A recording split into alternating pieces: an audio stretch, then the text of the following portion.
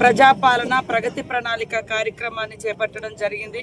అవన్నీ కూడా ములుగు జిల్లాలో చాలా అద్భుతంగా పనిచేసే కలెక్టర్ గారు ఇతర యంత్రాంగం అంతా కలిసి మరి స్థానికంగా మనకు గ్రామాలలో సర్పంచులు, ఉప సర్పంచులు, వార్డు మెంబర్స్తో మిగతా అధికారులంతా కూడా యాక్టివ్గా చేస్తూ ఉన్నారు. దీనికోసం మేము ఒక వాట్సాప్ కూడా జిల్లా యంత్రాంగంతో కలిపి పెట్టడం జరిగింది.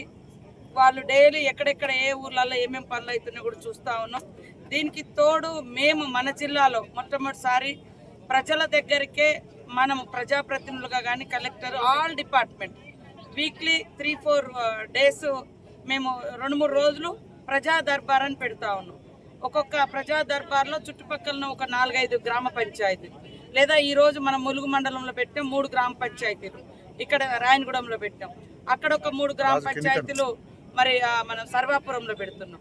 ఇది గత 10 రోజుల క్రితము వాజేడ్ వెంకటాపురంలో కూడా వెంకటాపురం తర్వాత ఇంకొక విలేజ్లో కూడా పెట్టడం జరిగింది. రాత్రి 12 అయినా కూడా అంటే పబ్లిక్ వచ్చి మంచిగా వాళ్ళ సమస్యలు వినతుల రూపంలో లేదా వాళ్ళ సర్పంచులు వాళ్ళ సమస్యలు చెప్పడంలో చేస్తే ఎక్కడికక్కడ అధికార యంత్రాంగము, కలెక్టర్ గారు, నేను, ఇతర శాఖల అధికారులందరూ కూడా నోట్ చేసుకోవడం, వీలైతే అప్పటిదప్పుడే పరిష్కరించడం, లేదా కలెక్టరేట్లో ఒక సెల్ ఓపెన్ చేయడం జరిగింది.